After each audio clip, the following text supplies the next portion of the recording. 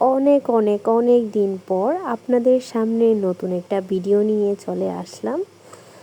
ভিডিওতে শেয়ার করব আজকের দিনে কি করেছিলাম।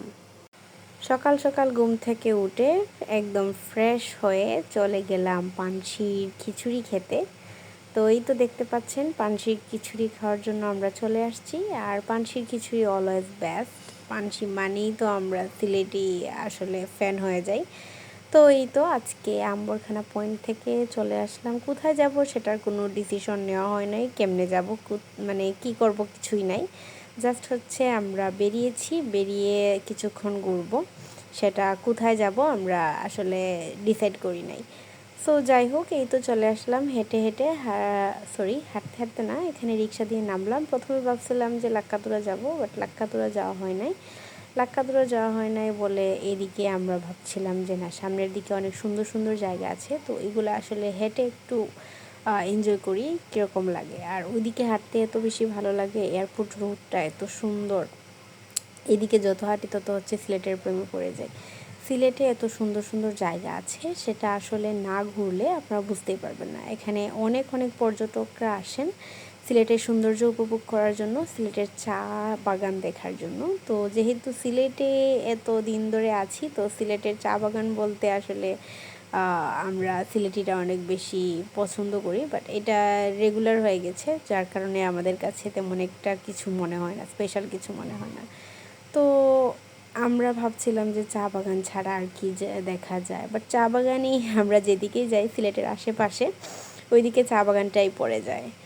তো যাই হোক, এই যে দেখতে পাচ্ছেন চা বাগান কিন্তু এতটাও বাজে না। যারা সিলেটের মানে আসল সৌন্দর্য উপভোগ করতে চান, তারা সিলেটের চা বাগান দেখলেই তাদের প্রাণ জুড়িয়ে যাবে। কারণ হচ্ছে চা বাগানের সবুজ রং আপনাকে অনেক বেশি আকর্ষণ করবে। তো এদিকে একটা জায়গা ছিল, এই জায়গাটা অনেক বেশি ভালো লেগেছে, একটা ব্রিজের মতো, ছোট একটা ব্রিজের মতো। তো ভাবলাম যে এখানে বসি, অনেকক্ষণ বসে আমরা আড্ডা দিয়েছি। আর এই জায়গাটায় অনেক বেশি নীরবও ছিল, আশেপাশে গাড়ি ছিল, বাট ওইদিকে ঘুরে বসার কারণে অনেক বেশি মিষ্টি বাতাস পাচ্ছিলাম। তো যাই হোক, আজকের দিনে যে গরম ছিল, এই গরমের মধ্যে মজা না খেলে হয় বলেন।